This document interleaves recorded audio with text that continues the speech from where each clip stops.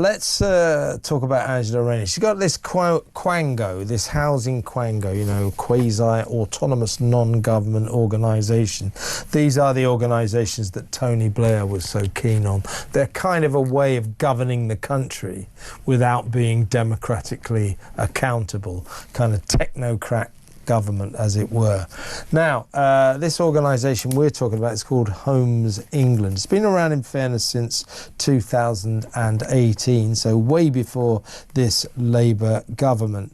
But since 2021, this organisation, or the people who work on it, have chalked up nearly £250,000 on expenses on travel, hospitality, food, accommodation and office supplies. Now, this is an important organisation because in her spending review, Rachel from Accounts allocated £39 billion for Angela Rayner's affordable housing project. Homes England will be responsible for distributing 70% of this huge amount of taxpayers' money. However, as I say, they seem to be spending quite a lot of money on themselves. Let's talk to, from the Taxpayers Alliance, William Yarwood. Hi, William.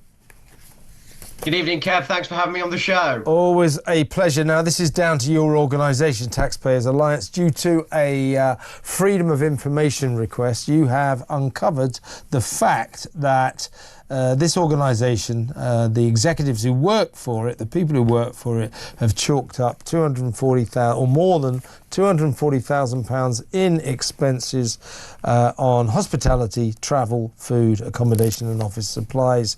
I mean, this is typical, isn't it? It's just an obscene use of taxpayers' money. Yeah, completely. I mean, I think being part of a quango, being a Quangocrat, Kev, these guys think they have like a license to print money, essentially, and just use it on themselves. But yeah, it's completely and utterly atrocious. And I mean, they justified it by saying these were necessary travel and necessary employer expenses. But, you know, last time I looked, you know, when it comes to, you know, buying food and things like that, you know, £70,000 spent over the last few years on food. I mean, come on, what are they buying? They're not exactly buying meal deals, are they? You know, they're not exactly taking. If only. Yeah, if only. Yeah, it might save the taxpayer a few quid.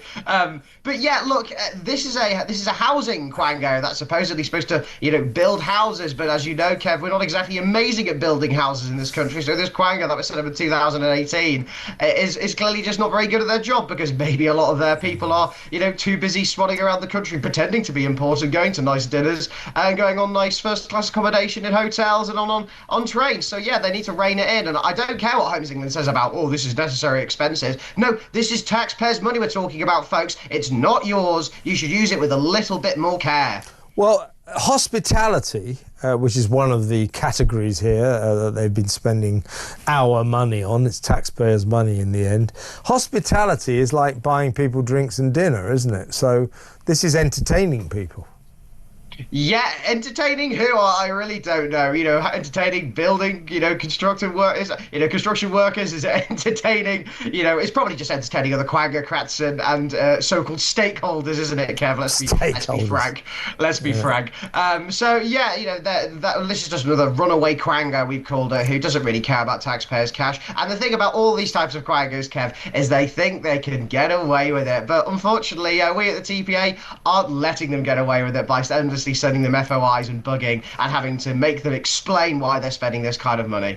When you sent in the FOI here, the Freedom of Information request, I mean, did they immediately come back? What was the request? How much expenses have you got ploughed through or something? I mean, what was their response? Because usually they prevaricate, they do their level best not to provide you with the information that you want. Yeah, I mean, I didn't send the FOI personally. It was our investigations campaign manager, Joanna, so she'll have the more details on that specific issue. But the FOIs tend to take about a month to get back. I mean, I've sent some FOIs myself, which take like 3 months to get back to me, and sometimes they just give me a section and say, "Oh, sorry, this is not for public knowledge because it affects, you know, vital ministerial work and things like that." When all I'm asking is how much a civil servant spending on this, how much your MP spending on that, and so on and so forth. But the worst thing about Homes England actually is they actually raise a lot of their money through fees and levies. So what they're doing is they're charging construction companies to essentially give them a fee in order to, get house building done. All the while, these building construction companies are paying business rates. So actually, Homes England is actually raking it in left, right, and centre, and also getting direct money from taxpayers. So yeah, it's a bit of a racket, but they clearly spending it very well on themselves.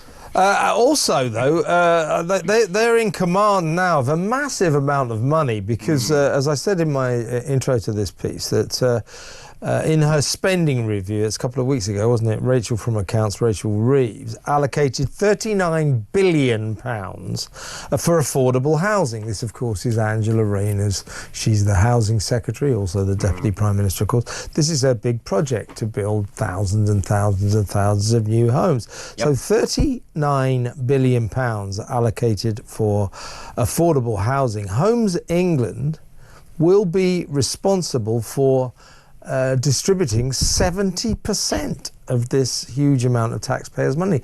I mean, so they're commanding one hell of a lot of money. What exactly do Homes England do? Do they actually build houses, or what do they do?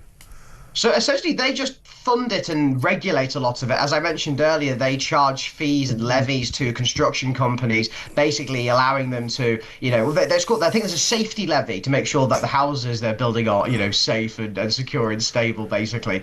And they've raked in, get this, £1.1 billion of fees and levies over the last year or so from construction companies, which is only driving the cost of house building and the construction of these houses up. I mean, the £39 billion that you mentioned there, Kev, I wouldn't be surprised if in a year's time it's an extra £39 billion because of the costs of it. I mean, you know how these things go. Yeah, nothing's ever as cheap as it first comes along. I mean, look at HS2 for crying out loud. Look, Homes England is just another one of these quangos, which is outside the government's reach, really, outside of democratic accountability, and yet they're given this so much responsibility over something that was desperately needed in this country, such as house building. It was only set up in 2018. Did houses not get built before 2018 or something? I think they did. And also, if you see the decline in house building over the last few years, I don't think Homes England is doing an absolutely great job. And also, with their flippancy towards taxpayers' cash, I actually think it's time for them to be reined in a bit, don't you? Yeah, well, of course I do. But I mean, why do we need this quango? If you're going to spend £39 billion on affordable housing, why can't that be handled by the Housing Department, the Ministry of Housing? Why do they have to subcontract to this quango? Why do they have to do this?